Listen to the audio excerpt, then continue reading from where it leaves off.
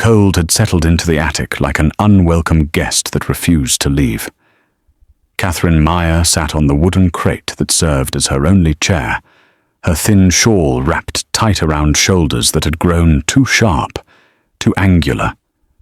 Her fingers traced patterns on the frost that clung to the inside of the window glass, delicate ice crystals that melted under her touch and reformed when she pulled away. This window showed her nothing worth seeing. No carriages rolling past, no gardens where people walked and laughed, only rooftops stretching away into the grey December sky, chimneys releasing ribbons of smoke from fireplaces she could no longer feel, and if she pressed her face close enough to the glass, the bare top branches of an oak tree that had once shaded the garden where her father taught her to recognize birdsong. Now 3 floors below, the house was waking for the evening. Catherine did not hear the preparations. The walls and floors between her prison and the world below were too thick for sound to travel clearly. But she felt them, the way the house trembled ever so slightly when heavy furniture was moved. The faint vibration through the floorboards when footsteps crossed the entrance hall. The almost imperceptible shift in the air when the great front door swung open to welcome guests into warmth and light and laughter. Even locked away in the highest, coldest corner of what had once been her home, Catherine could sense when life was happening without her. She drew a slow breath, watching it cloud white in the frigid air. Another dinner party, she whispered to the silence that had become her only companion.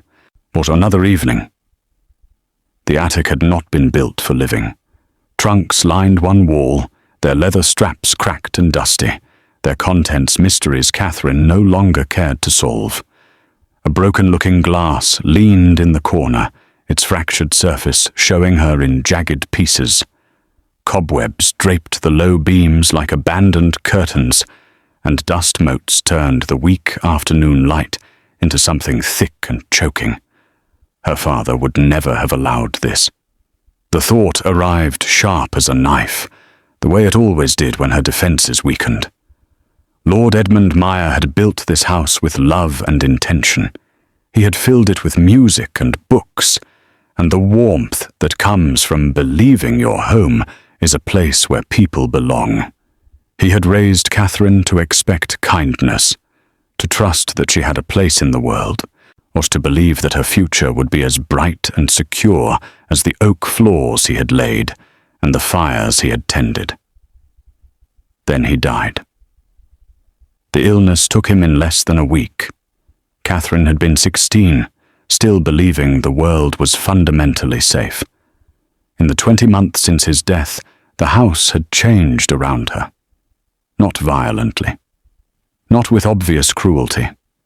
Lady Eugenia Lockridge, her father's second wife, had simply begun rearranging things, small adjustments, subtle shifts, little changes that accumulated until Catherine found herself somewhere she did not recognize.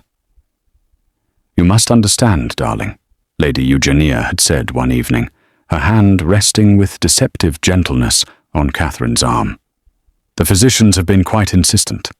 Your constitution is far too delicate for the strain of social obligations. Too much excitement, or too much activity. It could do you irreparable harm. We will simply tell callers that you have gone to the countryside to recover your strength. It is what is best for you.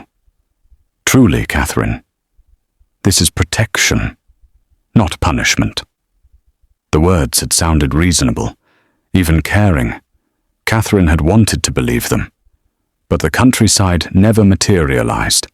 Instead, there had been a gradual migration upward through the house, from her comfortable bedroom on the second floor to the smaller guest room at the back, from the guest room to the servants' quarters on the third floor, from the servants' quarters to this attic, where storage had once lived and where Catherine now existed in a space too small for hope.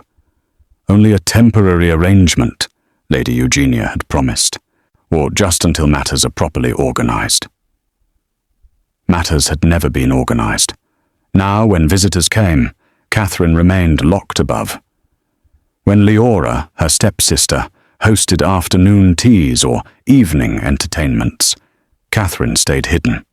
Her belongings had been distributed to charity or claimed by others. Her portrait had vanished from the gallery wall. Slowly, through a series of perfectly rational explanations, Catherine had been erased. She stood now and crossed to the small trunk that held what remained of her former life. A hairbrush with bristles worn soft, a handkerchief embroidered with initials that no longer seemed to belong to her. One book, its pages warped from cold and damp, its words too familiar to offer escape anymore. She opened the book without reading, just held it, or let its weight remind her that she had once been someone who read books in warm libraries, who had thoughts worth recording, who mattered enough to own things. Below, the house continued its preparations, servants moving with purpose, Lady Eugenia issuing instructions in her calm, controlled voice, Leora laughing at something, the sound bright and careless. Catherine returned to her crate beneath the window and looked out at the darkening sky. There had been a time when she prayed. Every night, kneeling on the cold floor, hands pressed together, words shaped carefully in the darkness. Prayers for rescue, for mercy, for someone to notice she was missing, for her father to somehow return and make everything right again. But prayers required hope, and hope had become the cruelest thing Catherine knew. Each morning she woke still locked away, or each evening the door remained sealed. Each unanswered prayer took something from her until she could no longer afford to keep asking. So she had stopped, not because God had abandoned her, but because believing he might still hear her, and choosing not to answer was more painful than accepting silence. Catherine pressed her palm flat against the frozen window and watched frost form around her fingers. She did not know that this night would be different from all the others. She did not know that in 2 hours a man she had never met would stand in the entrance hall below and pause at a sound no one else seemed to hear. She did not know that her silence was about to end. All she knew was cold, isolation, the endless, crushing weight of being forgotten while life continued everywhere but here. She wrapped her arms around herself and waited for another night to pass. And 3 floors below, Charles Coleman, Duke of Coldmere, stepped out of his carriage and into a house built on lies. We love bringing these stories to you, and we also appreciate how much support you have shown. But it is essential that we receive more subscribers, more support through likes, comments, and shares in order to continue bringing in more content. So smash the subscribe button, turn on the notification bell, and tell us where in the world you are watching from. Thank you. Now, let me take you back to the story. Charles Coleman had accepted Lady Eugenia Lockridge's invitation out of obligation rather than enthusiasm. He knew the game well enough. A widow seeking connections, a daughter of marriageable age, was an evening designed to position him as a potential suitor while maintaining the fiction that it was merely a casual gathering among equals. Charles had attended dozens of such dinners. He would attend dozens more. It was the price of his title and his eligibility. The Lockridge residence stood in a respectable part of London, its facade well maintained, its windows glowing with the kind of warm light that promised comfort and refinement. The street was quiet, lined with similar houses, where similar families lived, similar lives of carefully managed respectability. Charles descended from his carriage and allowed the footman to announce him. The entrance hall was exactly what he expected. Polished floors, tasteful paintings, fresh flowers arranged in a crystal vase. Everything chosen to communicate wealth without vulgarity, a taste without ostentation. Lady Eugenia appeared at the top of the stairs, descending with practiced grace. She wore deep burgundy silk, her hair arranged to perfection, her smile warm and welcoming in the way that suggested she had been preparing for this moment all day. "Your Grace," she said, extending her hand. "How delightful that you could join us. I do hope the journey was not too taxing." Charles bowed over her hand with the minimum courtesy required. "Not at all, Lady Eugenia. Thank you for the invitation. The pleasure is entirely ours." She gestured toward the drawing room. "Please come through. We are just gathering before dinner. I am eager for you to meet everyone properly." She led him down a corridor, lined with portraits of people Charles did not recognize, and into a drawing room where 7 other guests stood in comfortable clusters, glasses in hand, conversation flowing with the ease of people who knew each other well. Introductions followed the expected pattern. A baronet and his wife, a gentleman whose fortune came from shipping, a widow with connections to several influential families, and Leora. Leora Lockridge was perhaps 19, pretty in a deliberate way that suggested significant effort went into maintaining that prettiness. Her gown was pale yellow silk, her blonde curls artfully arranged, her expression one of practiced charm designed to appear unstudied. "Your Grace," she said, curtsying with precision. "I have heard so much about your work in Parliament. It must be fascinating." "Miss Lockridge?" Charles inclined his head politely. He doubted very much that Leora had any interest in parliamentary committees or reform legislation, but he appreciated the effort. "Leora has been so looking forward to this evening," Lady Eugenia said, her hand resting lightly on her daughter's arm. "She finds political discourse so stimulating." Charles accepted a glass of wine from a passing servant and prepared himself for an evening of diplomatic conversation and careful navigation of social expectations. The talk drifted through comfortable topics: the upcoming season, who was expected to attend which events, speculation about marriages and alliances, the weather, always the weather, and what it might mean for travel to country estates. Charles participated with half his attention, offering appropriate responses at appropriate moments, his mind already calculating how long he would need to stay before he could politely excuse himself. And then he heard it. A sound, faint and distant, barely audible beneath the murmur of conversation and the crackle of the fire. But there. Charles turned his head slightly, listening. The sound came again, a cry, muffled, coming from somewhere above them. He looked up at the ceiling, frowning. "Your Grace?" Lady Eugenia's voice cut through his concentration. "Is something wrong?" Charles hesitated. The sound had stopped.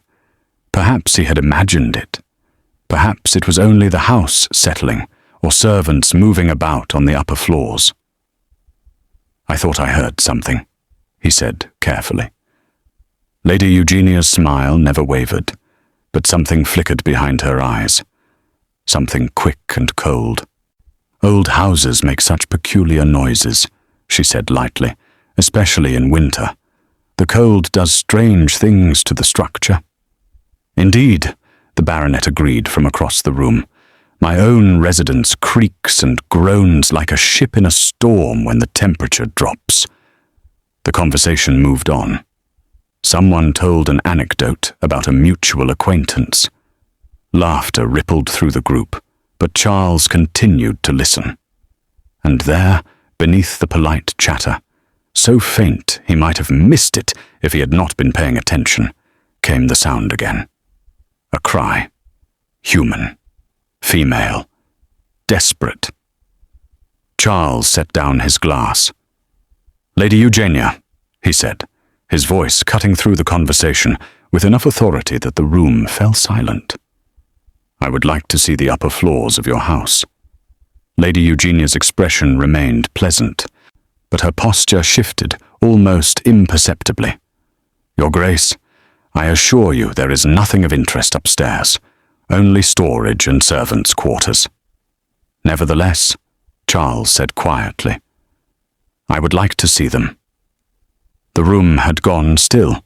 Every guest watched with the kind of sharp attention that comes when social expectations clash with something unexpected. Lady Eugenia's smile tightened. "Your Grace, I really must insist that it is quite unnecessary." "And I must insist," Charles said, his tone allowing no argument, "that it is entirely necessary." He met her gaze and saw the calculation happening behind her eyes. She was weighing options, measuring consequences, deciding how much resistance she could offer without appearing suspicious. Finally, she inclined her head. "Of course, Your Grace, if you wish, though I cannot imagine what you hope to find." "Neither can I," Charles said. "Shall we?" He did not wait for her agreement. He moved toward the door, and after a moment's hesitation, Lady Eugenia followed. Behind them, the drawing room erupted in whispers. The servants' staircase was narrow and steep, lit by gas lamps that flickered with each draught. Lady Eugenia led the way, her movements stiff now, the gracious hostess mask slipping to reveal something harder underneath.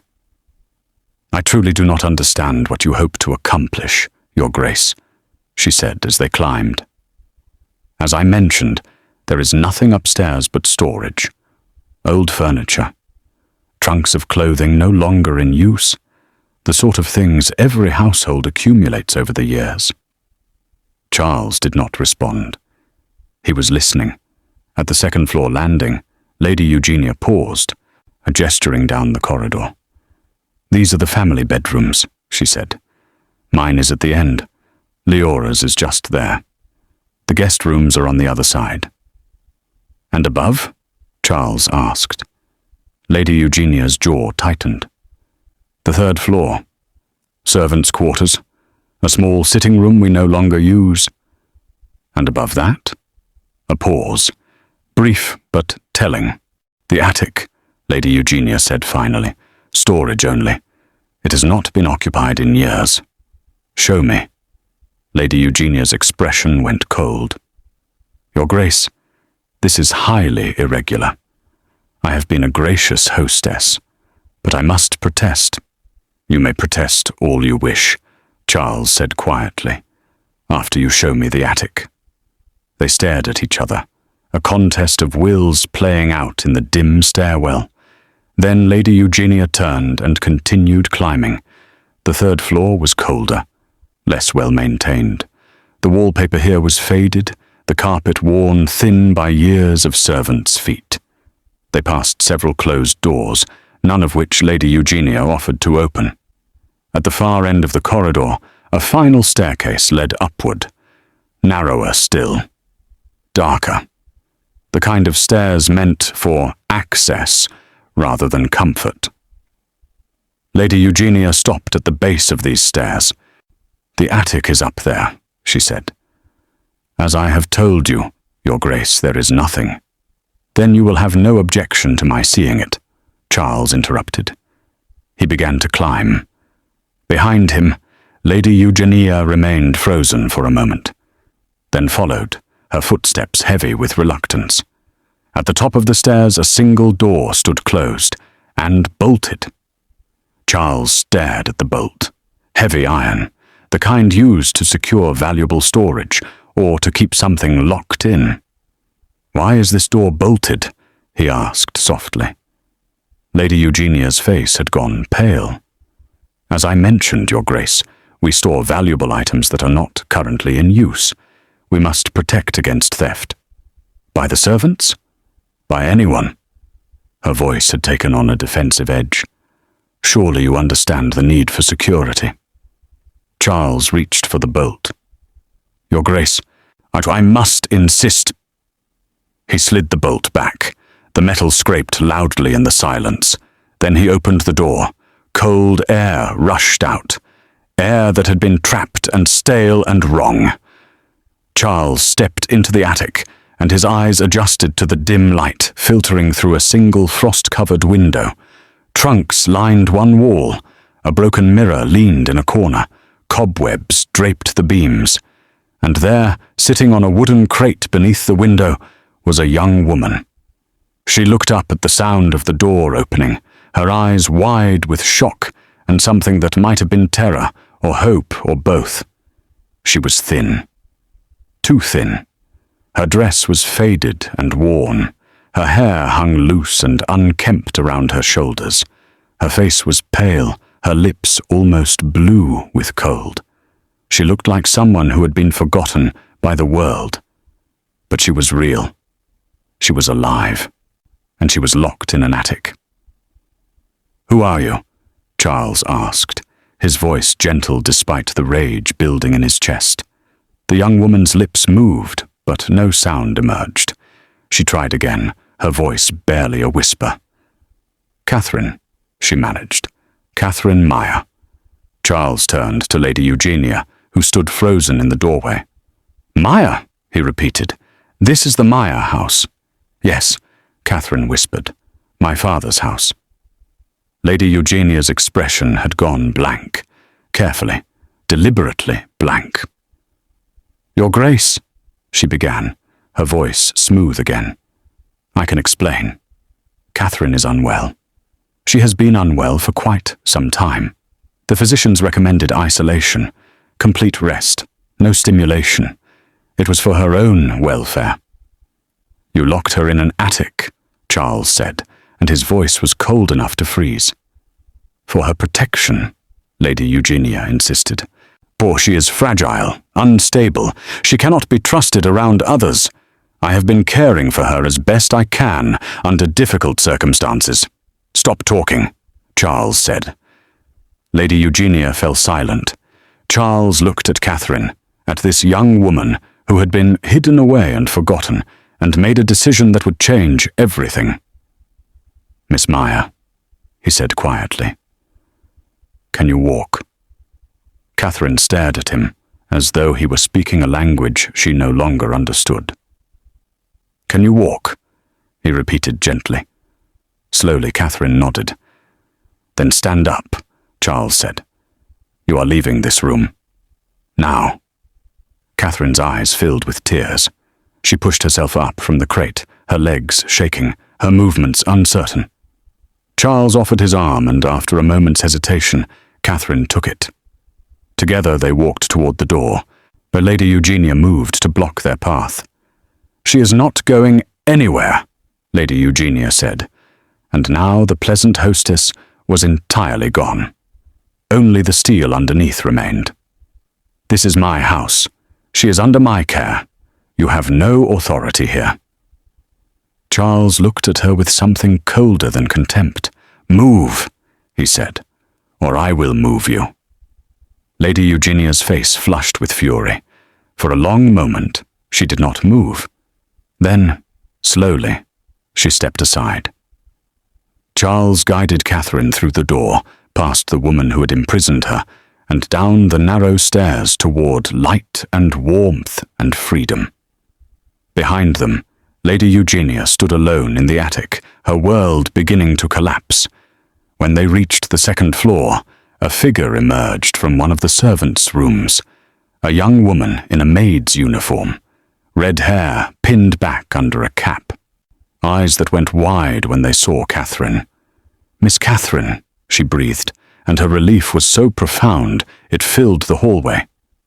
Charles stopped. "You know her?" The maid nodded, tears streaming down her face. "Yes, Your Grace. I am Juliana. I have been bringing Miss Catherine her meals." "How long?" Juliana's throat worked. 20 months, Your Grace." 20 months. Over a year and a half. Catherine had been locked in that attic for over a year and a half. Charles felt his rage solidify into something cold and determined. "Juliana," he said quietly, "I will need you to come with us. You will be called upon to testify about what you have seen." Juliana nodded. "Yes, Your Grace. Whatever you need." Lady Eugenia descended the stairs behind them, her composure rebuilt. "Juliana, return to your duties," she said sharply. "Your Grace, I believe we should discuss this situation calmly and rationally." "There is nothing to discuss," Charles said. "I am taking Miss Meyer from this house, and I am sending for the magistrate." Lady Eugenia's face went white. "You cannot—" "I can," Charles said. "And I will." He guided Catherine down the main staircase, Juliana following close behind. In the entrance hall, the other guests had gathered, drawn by the commotion. They stared as Charles appeared with a young woman none of them recognized, wrapped in his coat, leaning on his arm. Leora stood at the base of the stairs, her face pale with shock. "Mother?" she said uncertainly. "What is happening?" Lady Eugenia descended the stairs, her movements controlled, but her eyes wild. "Nothing is happening," she said, her voice tight. "There has been a misunderstanding. But the Duke has confused matters." "The Duke," Charles said coldly, "has found a young woman locked in your attic. That is not a misunderstanding." The room erupted in gasps and whispers. Charles looked at the assembled guests. "I apologize for disrupting your evening," he said, "but I must ask that one of you send for Sir Gabriel Barrett immediately. Tell him the Duke of Coldmere requires his presence as magistrate, and tell him to come prepared to investigate a case of unlawful imprisonment." The baronet, looking shocked and uncomfortable, nodded. "I will send my driver at once, Your Grace." "Thank you." Charles turned to Catherine. "Miss Meyer, my carriage is outside. You will come with me. You will stay at my residence tonight, under the protection of my sister, who will serve as chaperone. Tomorrow, we will begin the process of restoring everything that has been taken from you." Catherine looked up at him, her eyes filled with tears she could no longer hold back. "Why?" she whispered. "Why do you care?" Charles met her gaze, and his expression softened. "Because someone should have cared a long time ago," he said simply. He guided her toward the door, past Lady Eugenia, past Leora, past the guests who watched in stunned silence. As they stepped out into the cold December night, Catherine looked back at the house one final time, the house that had been her prison, the house that had nearly erased her, the house where she had stopped praying because hope hurt too much. But tonight, someone had heard her cry, and everything had changed. The carriage ride passed in a haze of unreality. Catherine sat wrapped in the Duke's heavy coat, which smelled of leather and something crisp she could not name. Across from her, Charles Coleman watched her with quiet concern, saying nothing, allowing her the space to simply breathe. Juliana sat beside Catherine, her hand reaching out every few moments to touch Catherine's arm, as though confirming she was real. The city moved past the windows, street lamps creating pools of golden light, carriages rattling over cobblestones, people walking, living, existing in a world Catherine had been removed from for so long it felt foreign now. When the carriage finally stopped, Catherine looked up at a house that was both grand and somehow welcoming. Light spilled from tall windows. The entrance was framed by elegant stonework. It looked like the kind of place where people were safe. Charles descended first and offered his hand to help Catherine down. Her legs trembled as her feet touched the ground. She had not walked more than a few steps in months. Her body had forgotten how. The door opened before they reached it, and a woman appeared in the entrance. She was perhaps 30, with dark hair arranged in a simple style, and intelligent eyes that took in the scene with quick understanding. She wore a deep green evening gown, and her expression shifted immediately from curiosity to compassion when she saw Catherine. "Charles," she said. Then her gaze moved to Catherine. "Oh, my dear child. Eleanor, "This is Miss Catherine Meyer," Charles said quietly. "Catherine, my sister. Lady Eleanor Coleman."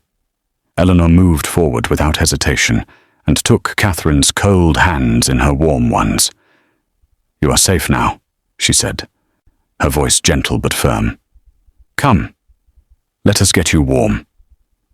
She guided Catherine into the house, through an entrance hall decorated with understated elegance, into a sitting room where a fire burned bright and welcoming in the hearth.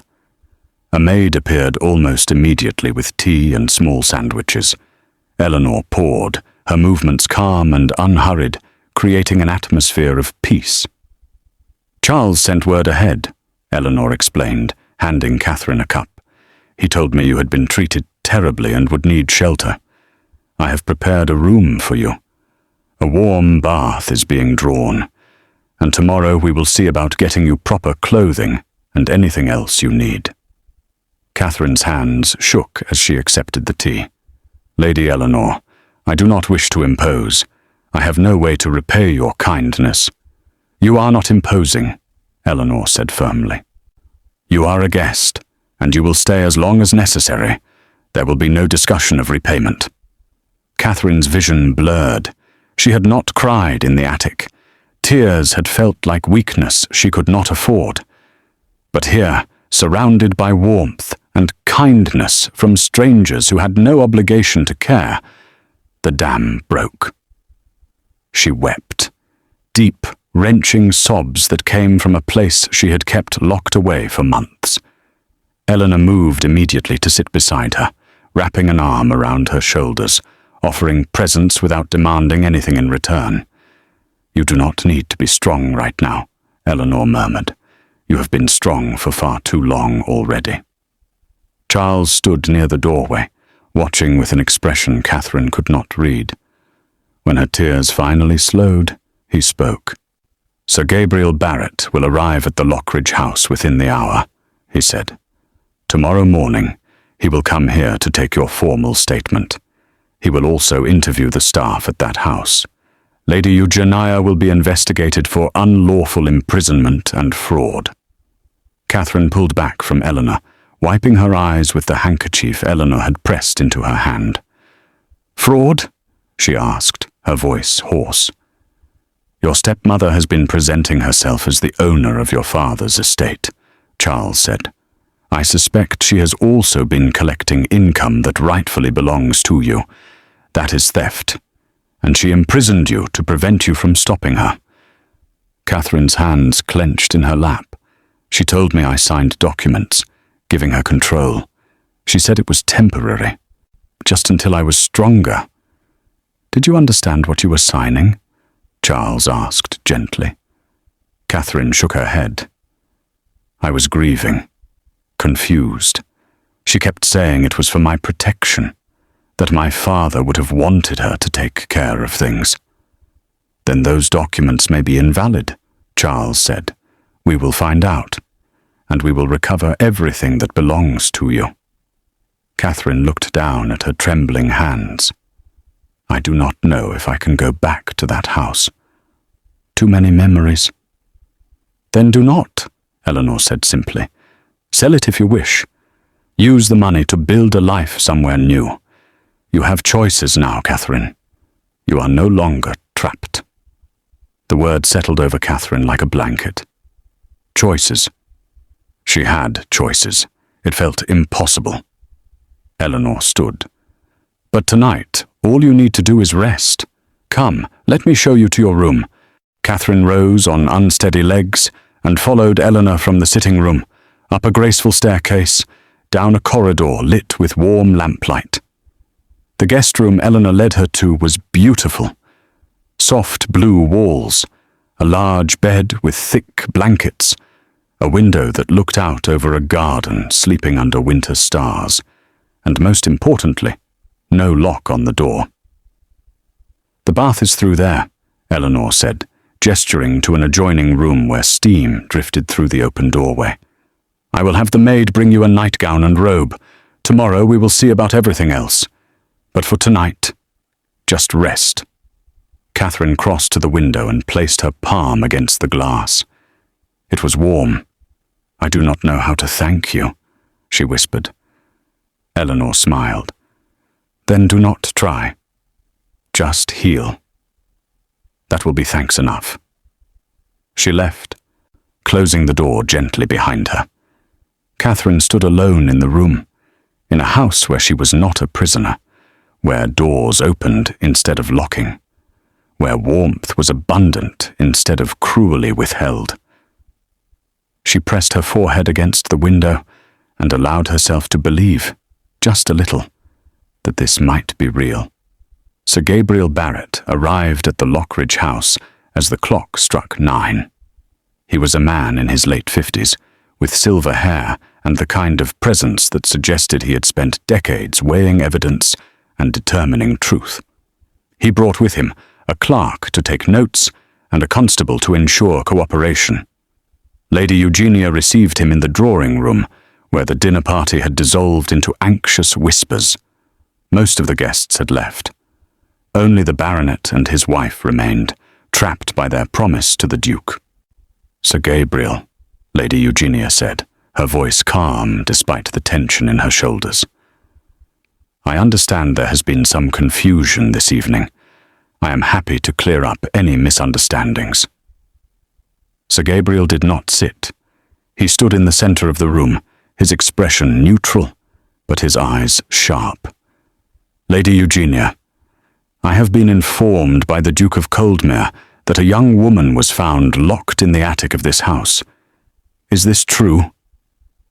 Lady Eugenia's smile was brittle. "Sir Gabriel, the situation is not what it appears. Catherine Meyer is my stepdaughter. She has been unwell for a considerable time. The physicians recommended complete isolation for her recovery. I have been acting in her best interests." "The door was bolted from the outside," Sir Gabriel interrupted. "That is not medical care. That is imprisonment." Lady Eugenia's composure cracked slightly. She was a danger to herself. "I had no choice. There are institutions for people who require that level of care," Sir Gabriel said.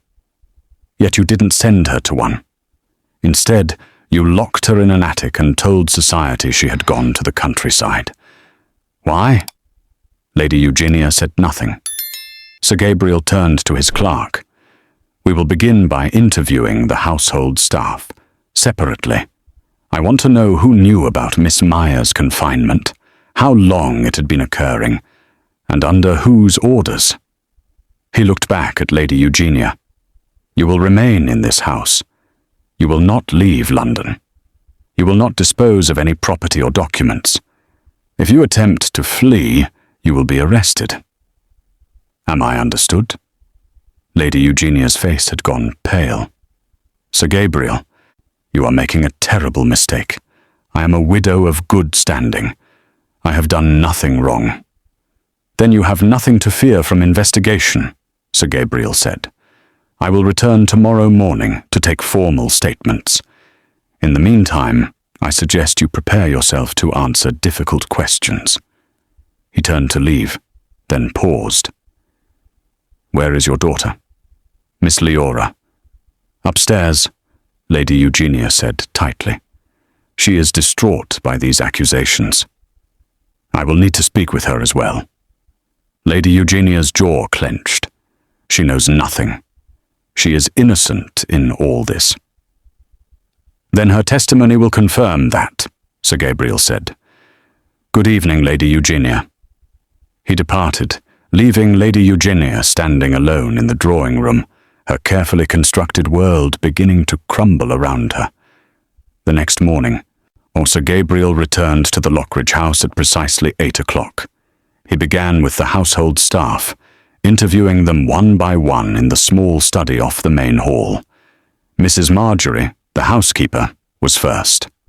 She was a woman in her 50s who had worked in the house for over 20 years. She entered the room with her hands clasped tightly, her face drawn with anxiety. "Mrs. Marjorie," Sir Gabriel began, "how long have you been employed in this household?" 23 years, sir. I was here when Lord Meyer was alive. I knew Miss Catherine when she was a child. And when did Miss Catherine move to the attic? Mrs. Marjorie's face crumpled. About 20 months ago, sir. Shortly after Lady Eugenia's first year of mourning ended. And did you question this arrangement? Mrs. Marjorie's eyes filled with tears. Or Lady Eugenia said Miss Catherine was ill, that she needed quiet and isolation. She said the physicians had recommended it. I wanted to believe her. I told myself it was not my place to question the lady of the house. Did you ever see Miss Catherine during those 20 months? No, sir. The door was always locked. Lady Eugenia said no one was to disturb her. Not even to check on her welfare? Mrs. Marjorie's tears spilled over. I should have insisted. I should have demanded to see her. But I was afraid of losing my position. I have nowhere else to go, sir. No family.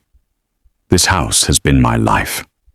Sir Gabriel made notes, his expression unreadable. Did any other staff members question the arrangement? Juliana, sir. The young maid. She was the only one who brought food to Miss Catherine. She asked Lady Eugenia once if Miss Catherine could come downstairs for Christmas. Lady Eugenia dismissed her on the spot.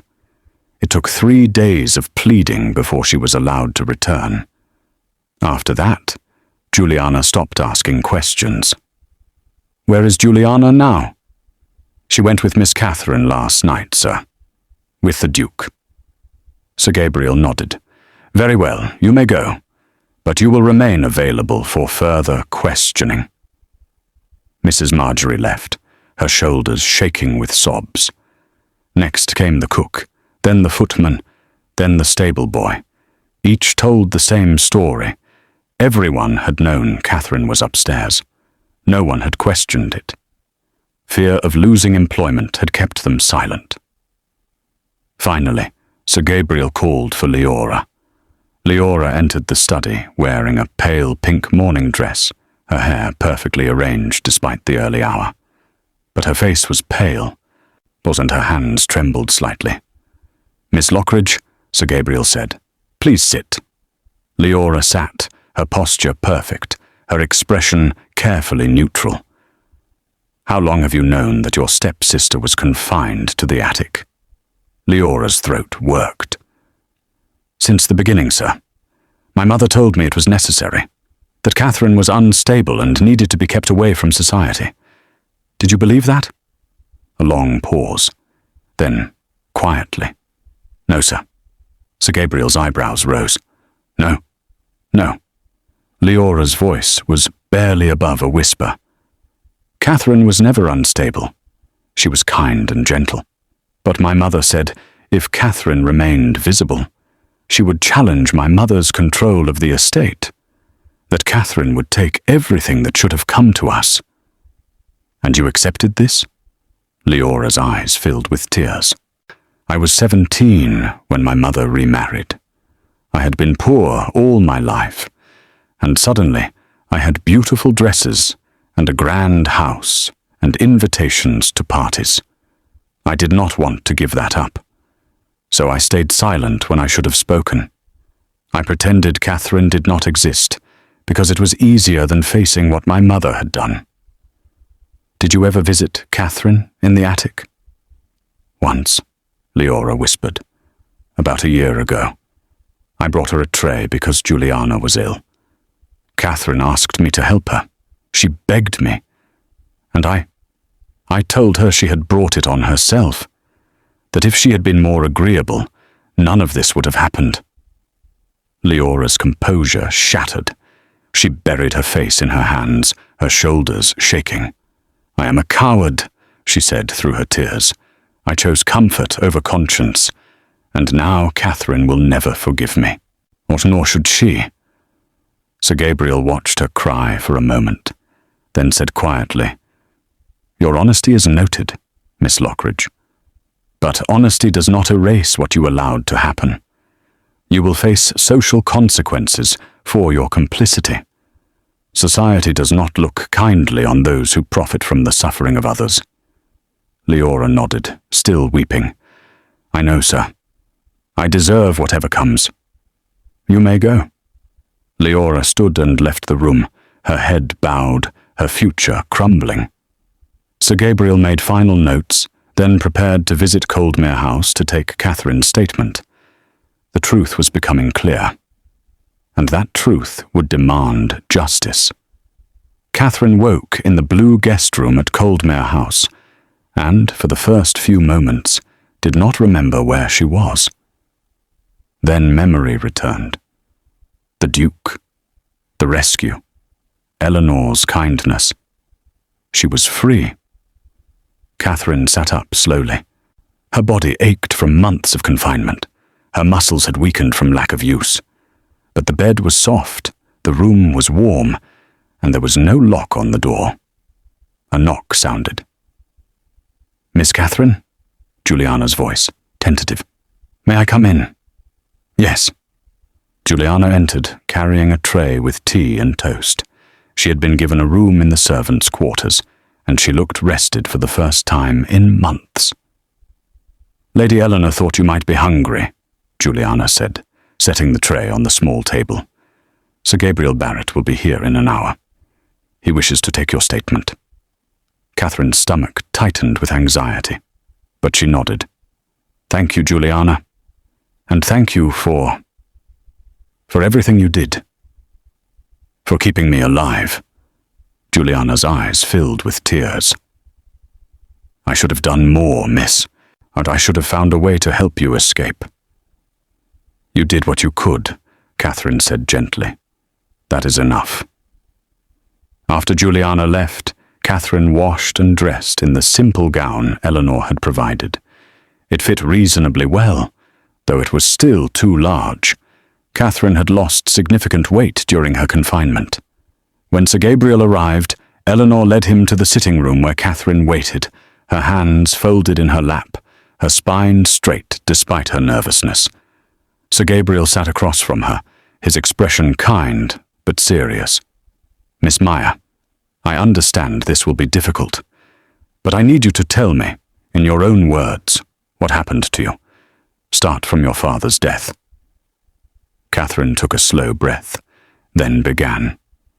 She told him about the grief, the confusion, Lady Eugenia's gentle suggestions that became commands, or the gradual migration upward through the house, the documents she signed without fully understanding, the final move to the attic, presented as temporary but becoming permanent. "I asked why I couldn't come down," Catherine said, her voice steady, despite the tears on her cheeks. "Lady Eugenia said I was too fragile, that society would judge me harshly, that I needed more time to recover. Weeks became months. Months became over a year. I stopped asking, stopped hoping, stopped praying." "Why did you stop praying?" Sir Gabriel asked gently. Catherine met his gaze. "Because hope was more painful than despair. Every prayer that went unanswered took something from me. Eventually, I had nothing left to give." Sir Gabriel made careful notes. "Did Lady Eugenia ever physically harm you?" "No. She simply locked the door and forgot I existed." "And Miss Leora?" Catherine's expression hardened slightly. "Leora visited me once. I begged her to help me. She told me I had brought it on myself, that I should have been more agreeable." Sir Gabriel nodded. "Miss Meyer, I have reviewed your father's will. It is quite clear. The house, the estate, and a substantial income were left to you. Lady Eugenia, as his widow, was granted a modest allowance and the right to reside in the house only with your permission." Catherine's eyes widened. "I did not know that." "I suspect Lady Eugenia ensured you did not know. She has been presenting herself as the owner of the estate and collecting your income. She signed documents in your name without your knowledge or consent. That is fraud, combined with your unlawful imprisonment, or she will face criminal charges." Catherine sat very still, processing this information. "What will happen to her? If convicted, she will go to prison. for at least 2 years, possibly more. She will also be ordered to return all property and income wrongfully taken from you, along with financial restitution for damages. Catherine looked down at her hands. She felt no satisfaction, no triumph, only a deep, bone-weary exhaustion. And Leora. Miss Lockridge was complicit, but not the architect of this crime. She will not face legal charges. However, her reputation will be destroyed. Society does not forgive those who profit from cruelty, even passive cruelty. Catherine nodded slowly. Sir Gabriel closed his notebook. Miss Meyer, I know this is overwhelming, but I want you to understand that justice will be served. You will have your life back. Everything that was taken from you will be restored. I do not want the house, Catherine said quietly. I cannot live there, not after what happened. Then sell it, Sir Gabriel said. Use the money to build something new, something that belongs only to you.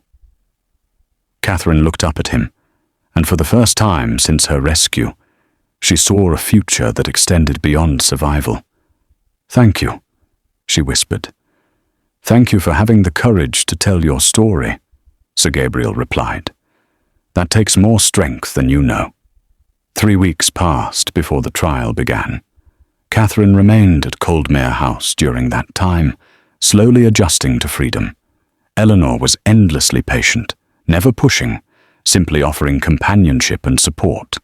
The Duke visited daily, bringing updates on the investigation and, increasingly, simply spending time in Catherine's company. They walked in the garden. They read together in the library. They talked about everything and nothing. Catherine found herself looking forward to his visits with an anticipation that surprised her. But she pushed those feelings aside. She had only just regained her freedom. Romance felt impossibly complicated. The trial took place in the magistrate's court, a somber building with high ceilings and dark wood paneling. Catherine attended, though Eleanor had offered to let her stay away. I need to see this, Catherine had said. I need to see her answer for what she did. The courtroom was cold and formal. Catherine sat in the gallery between Eleanor and Charles, her hands clasped tightly in her lap. Lady Eugenia entered dressed in black, her expression carefully neutral. She looked smaller somehow, less imposing. The mask of respectability had cracked, and beneath it was only a woman facing consequences she had never expected. The charges were read: unlawful imprisonment, fraud, theft of property, forgery of documents. Sir Gabriel presented the evidence methodically: the locked attic door, the testimony of the household staff, the forged signatures on estate documents, the years of Catherine's suffering while Lady Eugenia lived comfortably on stolen income. Lady Eugenia's solicitor argued that she had acted in good faith, that Catherine had been unstable, that she had only been trying to protect both Catherine and the family reputation. But the evidence was overwhelming. When Catherine was called to testify, she walked to the witness stand with Eleanor's hand squeezing hers for courage. The magistrate, an elderly man with kind eyes, asked her to describe her confinement. But Catherine spoke clearly. She described the cold, the isolation, the years of wondering if anyone would ever notice she was missing, the moment when she had given up hope and stopped praying. And when the Duke found you, the magistrate asked gently, what did you feel? Catherine looked at Charles, sitting in the gallery, his expression full of concern. I felt like I mattered again, she said softly, like I was real, like my suffering was not something to be ignored, but something that demanded attention. I felt seen. The courtroom was silent. Lady Eugenia's solicitor tried to discredit her, tried to suggest she was exaggerating, that she could have left at any time if she had truly wanted to. The door was locked, Catherine said, her voice stronger now. And even if it had not been, I had been told for so long that I was fragile, or that I was the problem, that I needed to be hidden away, that I began to believe it. Lady Eugenia did not just lock my body away. She tried to lock away my sense of self, my belief that I deserved to exist. She looked directly at Lady Eugenia, but she failed. I survived, and I will rebuild everything she tried to destroy. The courtroom erupted in murmurs of support. When the testimony concluded, the magistrate called for a brief recess to deliberate. Catherine returned to the gallery, her legs shaking from the emotional weight of reliving her captivity. Charles leaned close and whispered, "You were remarkable." Catherine managed a weak smile. "I do not feel remarkable. I feel exhausted." "That is allowed," Eleanor said gently. "You have earned the right to be tired." The magistrate returned after less than an hour. His expression was grave as he looked down at Lady Eugenia. "Lady Eugenia Lockridge," he said, his voice carrying through the silent courtroom. "I find you guilty on all charges. Unlawful imprisonment, fraud, theft, forgery. Your actions were calculated, deliberate, and cruel. You imprisoned a young woman who had done nothing to deserve such treatment, and you did so purely for personal gain." Lady Eugenia's face went white. She gripped the railing in front of her. "You will serve 3 years in prison," the magistrate continued. "You will return all property, income, and assets wrongfully taken from Miss Catherine Meyer. You will also pay substantial financial restitution for damages. Additionally, you are stripped of any rights to use the Meyer name or claim any connection to the Meyer estate." Lady Eugenia swayed. A constable moved to support her. "Do you have anything to say?" the magistrate asked. Lady Eugenia looked across the courtroom at Catherine. For a moment, something flickered in her eyes. Anger, regret, fear. Then she looked away. "No," she said quietly. "I have nothing to say." "Then this court is adjourned." The constable led Lady Eugenia away. She did not look back. Catherine sat in the gallery, watching the woman who had destroyed her life being taken to face her punishment, and felt nothing. No satisfaction, no triumph. Just a deep, quiet sense of closure. It was over. Spring arrived slowly, bringing with it warmth and new growth. Catherine sold the house. She could not bear to keep it, not after everything that had happened there. The money from the sale, combined with her restored inheritance, gave her financial independence she had never imagined. She used part of the money to establish a fund for women in difficult circumstances, women who had been trapped or controlled or erased. "So they have a way out," she explained to Eleanor one afternoon as they sat in the Coldmere garden, watching birds return from winter migration. "Your father would be proud," Eleanor said. Catherine smiled. "I hope so." She also ensured that Juliana was provided for. The young maid received a generous settlement and a glowing reference that would allow her to find employment anywhere she wished, or, as it turned out, to open her own small boarding house for women seeking safety. "You saved my life," Catherine told her when they said goodbye. "I will never forget that." Juliana wept and hugged her. "Dot, you gave me courage to stand up for what was right. That gift is more valuable than anything else." Mrs. Marjorie was quietly dismissed from service. Catherine did not pursue punishment beyond that, but she made it clear that Mrs. Marjorie's choice to remain silent had consequences. "You chose comfort over courage," Catherine said. "I hope you learn from that."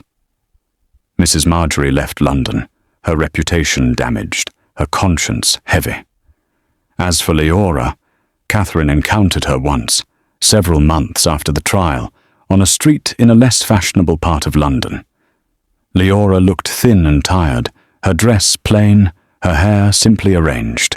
She was clearly no longer living the life of privilege she had once enjoyed. When she saw Catherine, she froze. Catherine could have walked past, could have ignored her, but instead, she stopped. "Leora." "Catherine." Leora's voice was barely audible. "I do not expect forgiveness. I do not deserve it." "No," Catherine agreed. "You do not." Leora flinched. "But," Catherine continued, "I do not wish you harm. What my stepmother did was evil. What you did was weak. There is a difference." Leora's eyes filled with tears. "I was a coward." "Yes, you were. But you can choose to be something different now." Catherine paused. "There is a fund I have established for women who need help rebuilding their lives. If you truly want to make amends, you could work there. Help others who have been trapped the way I was." Leora looked up, hope flickering in her expression. "You would allow that?" "I would allow you the chance to become someone better than you were," Catherine said. "What you do with that chance is up to you." She walked away, leaving Leora standing on the street, tears streaming down her face. Several weeks later, Catherine received a letter. Leora had applied to volunteer at the fund. She worked with women fleeing dangerous situations, using her own regret as fuel to help others escape before it was too late. It was not forgiveness, but it was something, a step toward redemption that Leora would have to earn every single day. As spring turned to summer, Catherine found herself spending more and more time in Charles Coleman's company. What had begun as gratitude evolved into something deeper, something neither of them had anticipated. They rode through Hyde Park in the early mornings when the paths were still quiet. They attended the theatre and discussed the plays afterward over dinner. They sat in the Coldmere Library and read companionably, was occasionally sharing passages that moved them. Catherine had never been courted. She had been locked away before she had a chance to experience romance. But this felt right, natural, as though Charles saw not the woman who had been rescued, but the woman she was becoming. One July afternoon, as they walked through the Coldmere Gardens, Charles stopped beneath an ancient oak tree. "Catherine," he said, his voice serious, "I need to tell you something." Catherine's heart began to race. "What is it?" Charles took her hands in his. "I have been trying to be patient, to give you time to heal, to let you discover who you are outside of captivity. But I can no longer keep silent about how I feel." Catherine's breath caught. "I love you," Charles said simply. "I have loved you since the night I found you in that attic and saw the strength it took to survive what you had endured. I love your courage, your kindness, your determination to turn suffering into something that helps others. I love the way you laugh when you finally allow yourself joy. I love the way you think about the world. I love you, Catherine, not because I rescued you, but because of who you are." Catherine stared at him, her heart pounding so hard she thought it might break through her ribs. "I do not want to rush you," Charles continued. "If you need more time, I will wait.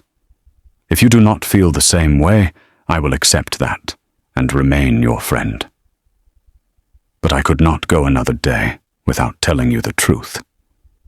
Catherine looked at this man who had heard her cry and refused to ignore it, who had torn down the walls of her prison, who had given her space to heal and then stood beside her as she rebuilt her life. "I was afraid," she admitted, "afraid that what I felt was only gratitude, afraid that I was confusing rescue with love." "And now?" Charles asked gently. "Now I know the difference," Catherine said. "Gratitude is what I feel when I remember that night. But what I feel when I am with you, that is not gratitude. That is love." Charles's expression transformed. Joy and relief and something tender flooded his face. "I love you, Charles Coleman," Catherine said, her voice strong and certain. "Not because you saved me, but because of who you are. Because you make me feel safe without making me feel small. Because you treat me as an equal. Because when I am with you, I am not the woman who was locked away. I am simply Catherine, and that is enough." Charles pulled her close and kissed her, gentle at first, then deeper, as months of restrained emotion finally found release. When they broke apart, both were breathless. "Marry me," Charles said. "Not now, not until you are ready, but someday. Say you will marry me." Catherine smiled, and it was the first truly unburdened smile she had felt since her father's death. "Yes," she said, "someday. When I am whole again. When I am certain I am choosing marriage for the right reasons. Yes, I will marry you." Charles kissed her again, and Catherine felt the last piece of her captivity fall away. She was not a victim. She was not broken. She was a woman who had survived and who had chosen love. Autumn arrived with golden light and cool breezes. Catherine had spent the summer rebuilding herself. She took riding lessons and rediscovered her love of horses. She attended social gatherings and learned to navigate society without fear. She wrote letters to women in the fund she had established, offering encouragement and support. And she spent time with Charles, their relationship deepening with each passing day. One October evening, Charles invited Catherine to visit his country estate. "I want to show you where I go when London becomes too much," he said, "where I find peace." Catherine accepted. The estate was beautiful, rolling hills dotted with ancient trees, a manor house that felt warm and lived in rather than cold and formal, gardens that had been allowed to grow slightly wild, creating an atmosphere of natural beauty. They walked together as the sun began to set, painting the sky in shades of amber and rose. Charles led her to a stone bench beneath an oak tree that must have been centuries old. "This is my favorite place," he said quietly, "when I need to think, to remember what matters." They sat in comfortable silence, watching the light fade. Then Charles turned to her. "Catherine, I know we agreed to wait, to give you time, but I have a question I need to ask."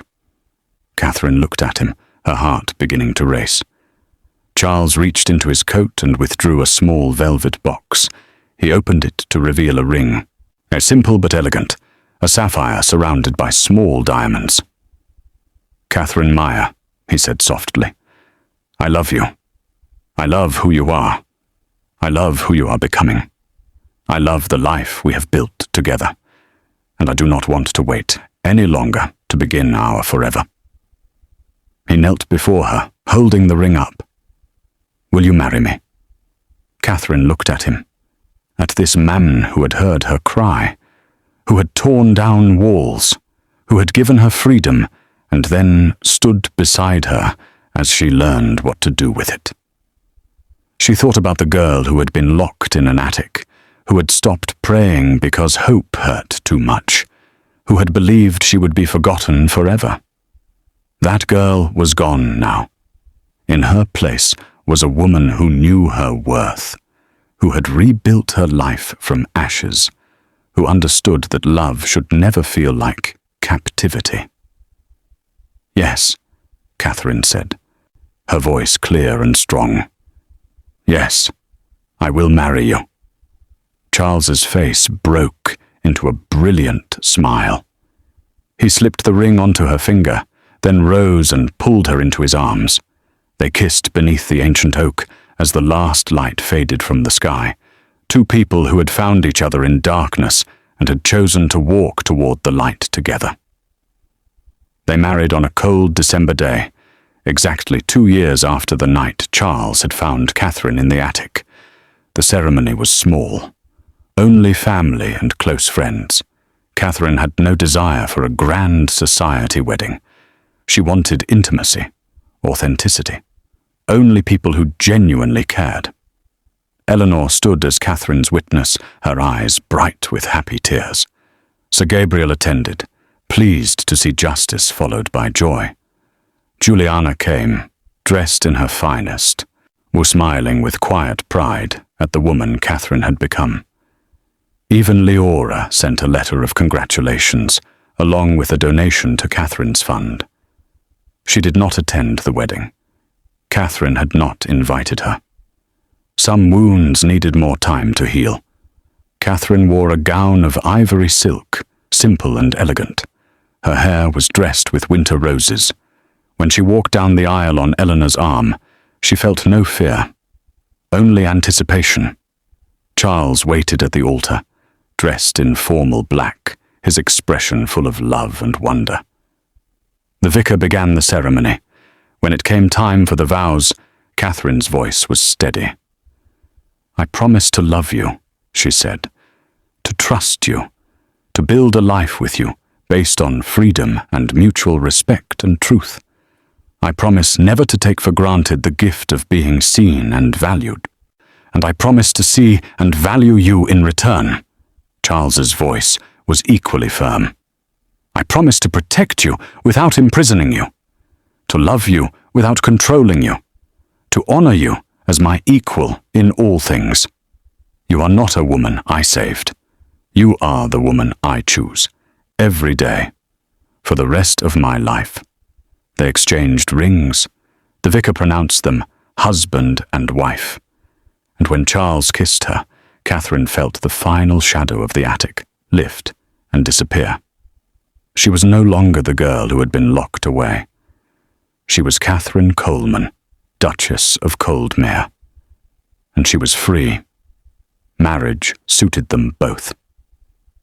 They divided their time between the London house and the country estate, finding a rhythm that allowed them both the society and solitude they needed. Catherine continued her work with the fund, which had grown significantly. And women came from all over England seeking help. Catherine met with many of them personally, offering not just financial assistance, but understanding born from shared experience. "You are not broken," she told a young woman who had escaped an abusive household. "You are rebuilding. There is a difference." Charles supported her work fully, using his influence to advocate for legal reforms that would better protect women's rights. They made a formidable team. One spring afternoon, Catherine discovered she was pregnant. She told Charles that evening as they sat in the library, both reading by the fire. "Charles," she said quietly, "I need to tell you something." He looked up immediately, alert to the serious tone in her voice. "What is it? Are you unwell?" "No." Catherine smiled. "Quite the opposite, that I am going to have a baby." Charles went very still. Then his face broke into a smile so bright it rivaled the sun. "A baby," he breathed. He crossed to her and knelt beside her chair, taking her hands. "Are you happy about this?" "Terrified," Catherine admitted. "But yes, happy." "So am I." Charles pressed a kiss to her knuckles. "You will be an extraordinary mother." Catherine's eyes filled with tears. "I want to do better than was done for me. I want our child to grow up knowing they are valued, that they have a voice, that they matter." "They will," Charles said firmly, "because they will have you." Their daughter was born in December, on the 3rd anniversary of Catherine's rescue. They named her Amelia Eleanor Meyer Coleman. She had Catherine's dark hair and Charles's grey eyes, and from the moment she drew breath, she was loved beyond measure. Catherine held her daughter in her arms and made a silent promise. "You will never be locked away. You will never be told you are too much or not enough. You will be raised to know your worth, and you will be taught that silence enables cruelty. But courage changes the world. 5 years after her rescue, Catherine made a decision that surprised everyone. She returned to the house where she had been imprisoned. Not to live, but to transform it. The building had been purchased by a charitable organization and renovated into a refuge for women escaping dangerous situations. The attic had been converted into a bright study space where women could read and learn and plan their futures. Catherine attended the opening ceremony. She walked through rooms that had once held only painful memories and saw them filled with light and hope and possibility. When she reached the attic, she paused. The narrow window was still there, but now it opened easily. The frost was gone, replaced by warm summer air. The wooden crate had been replaced by comfortable chairs and desks. Catherine stood at the window and looked out at the view that had been her entire world for 18 months. Charles came up behind her and wrapped his arms around her waist. "How does it feel?" he asked softly. "Like closure," Catherine said. "Like the darkness has been transformed into light." "You did that," Charles said. "You took your pain and made it into something that helps others." Catherine turned in his arms. "We did that. Together." They stood there for a long moment, or two people who had found each other in the darkest of circumstances and had built something beautiful from the ruins. Then Catherine stepped back and looked around the room one final time. "Goodbye," she whispered to the girl she used to be. The girl who had stopped praying because hope hurt too much. And then she walked out of the attic. Not as a prisoner, but as a woman who knew her worth, who demanded to be seen, who refused to be silenced ever again. As Amelia grew, Catherine made sure her daughter understood the importance of using privilege to help others. They visited the refuge together. Amelia, at age 7, helped serve tea to women who had recently escaped difficult situations. She listened to their stories. She learned that not everyone had the safety and security she took for granted.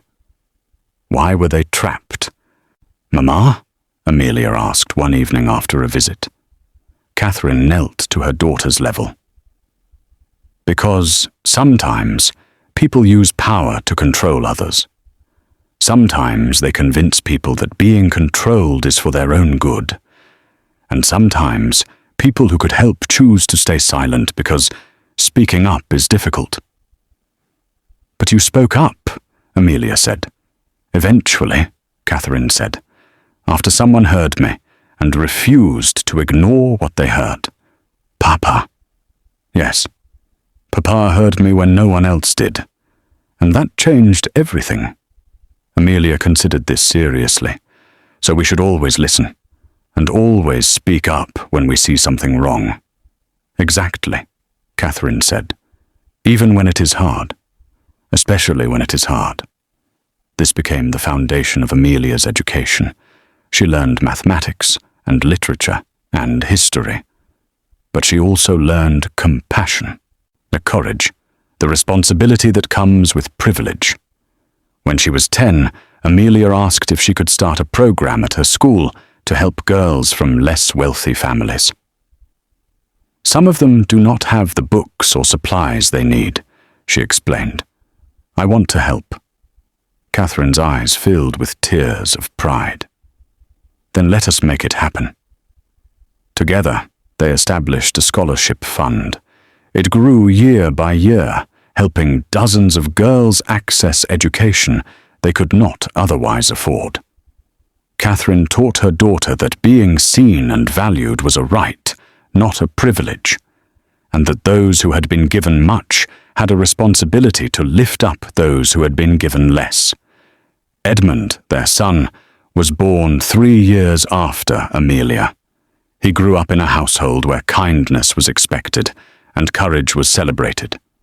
Both children knew their mother's story. Catherine never hid it from them. She told them about the attic, about stopping praying, about being rescued. "Why are you telling us this, Mama?" Edmund asked when he was 8. Because I want you to understand that suffering is not something to be ashamed of, Catherine said. What happened to me was not my fault, and surviving it was not weakness, it was strength. I want you both to know that if you ever face darkness, you can survive it. And more than survive, you can use it to create light for others. 10 years after Catherine's rescue, a letter arrived at Coldmere House. It was from a prison. From Lady Eugenia. Catherine stared at the envelope for a long time before opening it. Inside was a single page, the handwriting shaky. Catherine, I know I have the right to write to you. I know you have every reason to hate me. But I am dying, and I need to say something before I go. I was wrong. Everything I did to you was wrong. I told myself I was protecting my own interests, ensuring my own security, but the truth is simpler and uglier than that. I was cruel because I was afraid of losing control, afraid of being powerless the way I had been powerless for most of my life before I married your father. That does not excuse what I did. Nothing excuses it. But I wanted you to understand that my cruelty came from fear, not from any flaw in you. You were never the problem. You were never too much or not enough. You were simply there, and I saw you as an obstacle to my security. I have spent 10 years in prison thinking about what I did. I will die here. That is my punishment, and I deserve it. But I wanted you to know that I see now what I refused to see then. You deserved better. You deserved kindness and care and love. And I failed to give you any of those things. I do not ask for forgiveness. I do not deserve it. I only ask that you know I understand the weight of what I did, and that if there is any justice beyond this life, I will answer for it there as I have answered for it here. Eugenia Catherine read the letter 3 times, then showed it to Charles. How do you feel? He asked. Catherine was quiet for a long moment. I do not forgive her, she said finally. What she did was unforgivable. But I appreciate that she finally told the truth, that she finally acknowledged that it was never about me. It was always about her fear. What will you do? Catherine folded the letter carefully. Nothing. She's dying. She has faced her consequences. I will not spend my energy on anger anymore. I have better things to do with my life. She tucked the letter away in a drawer and never looked at it again. Lady Eugenia died 3 weeks later. Catherine did not attend the funeral, but she did send a donation to the prison's education program, designated for women who were trying to rebuild their lives after incarceration. So they have a chance I was nearly denied, she explained to Charles. That was closure enough. 15 years after her rescue, Catherine was invited to speak at Parliament. A bill was being introduced to strengthen protections for women's property rights and to make unlawful confinement easier to prosecute. Catherine had been asked to provide testimony in support of the bill. She stood in the chamber where laws were made, surrounded by men in positions of power, and told her story. She spoke about being locked away, about losing hope, about stopping praying because prayer had become too painful. She spoke about the sound that escaped her throat the night Charles found her, the cry she hadn't meant to release, but that had changed everything. I was lucky, she said, her voice carrying through the silent chamber. Someone heard me. Someone cared enough to investigate. Someone refused to accept the lies that had been built around my suffering. But not every woman is that lucky. Some women cry out and no one hears.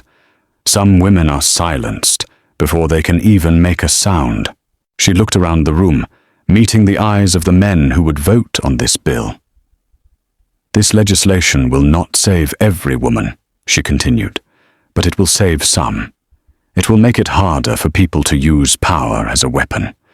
It will give women legal recourse when they are being controlled or confined or erased. It will send a message that society will not tolerate the kind of cruelty I survived. She paused. I am standing here today because someone heard my cry. Let us create a world where every woman who cries out is heard, where suffering is not ignored but addressed, where silence no longer enables cruelty. She sat down. The chamber erupted in applause. The bill passed with overwhelming support. Charles, watching from the gallery, felt his heart swell with pride for the woman his wife had become. 20 years after her rescue, Catherine published a book. It was not a memoir, though it contained elements of her story. It was a guide for women seeking to rebuild their lives after trauma.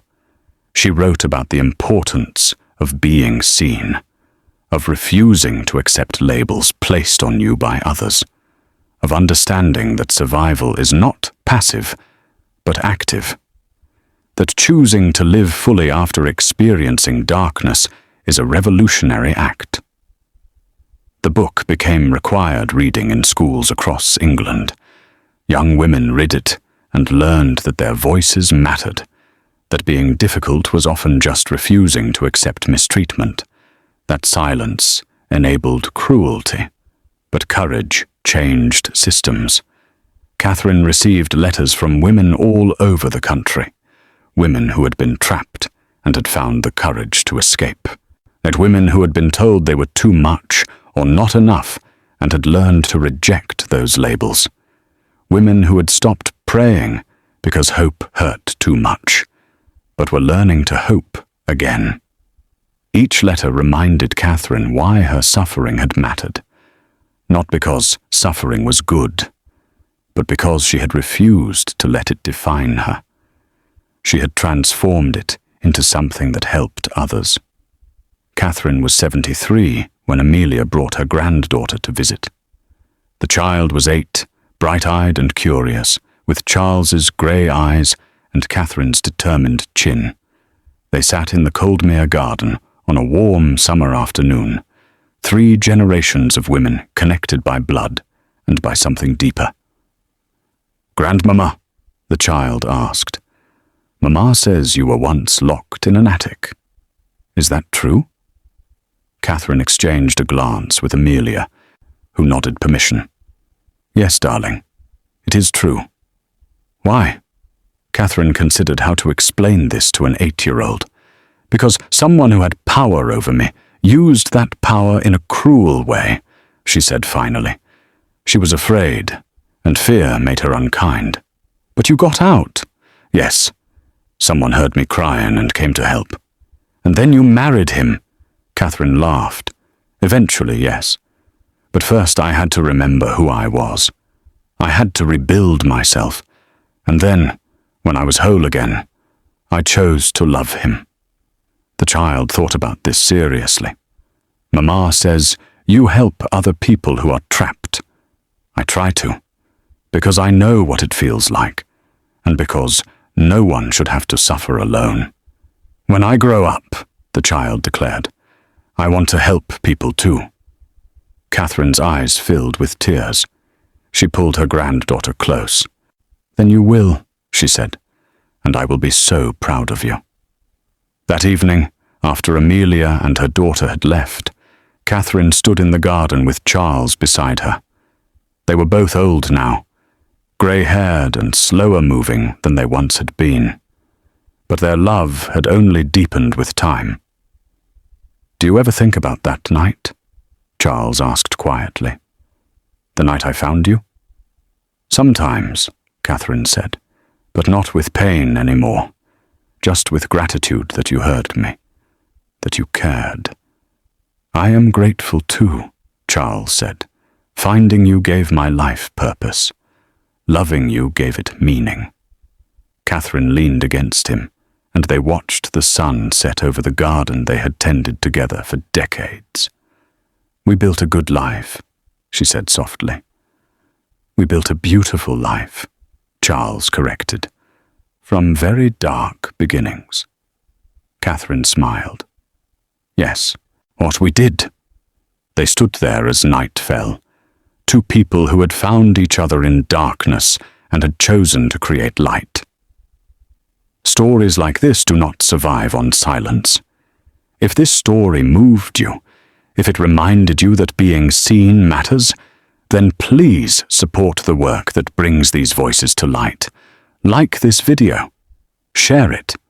Leave a comment telling us what resonated with you. And subscribe so we can keep telling stories that refuse to look away from difficult truths. Your support is not just appreciated. It is essential. It is how these stories stay alive. It is how we continue to shine light into dark places and remind people that they are not alone. Thank you for listening. Thank you for caring. Thank you for being part of a community that believes suffering should not be ignored. Now, let us finish this journey together. Catherine lived to be 87. When she died, peacefully in her sleep with Charles holding her hand, she left behind a legacy that extended far beyond her own life. The fund she had established had helped thousands of women escape dangerous situations. The refugee created from her father's house had provided shelter to hundreds. The legislation she had championed had changed laws across England. But perhaps more importantly, she had raised children and grandchildren who understood that privilege carried responsibility, that seeing suffering and doing nothing was its own kind of cruelty, that courage meant speaking up even when silence would be easier. Her funeral was attended by women whose lives she had changed. Some she had met personally, others had only read her book or benefited from the programs she had created. But they all came to honor the woman who had refused to let darkness have the final word. Charles lived another 3 years after Catherine's death. He spent those years completing her work, ensuring the fund would continue, that the refuge would be maintained, that her story would not be forgotten.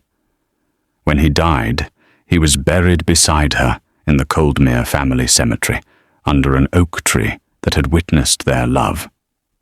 The inscription on their shared headstone read, Catherine and Charles Coleman.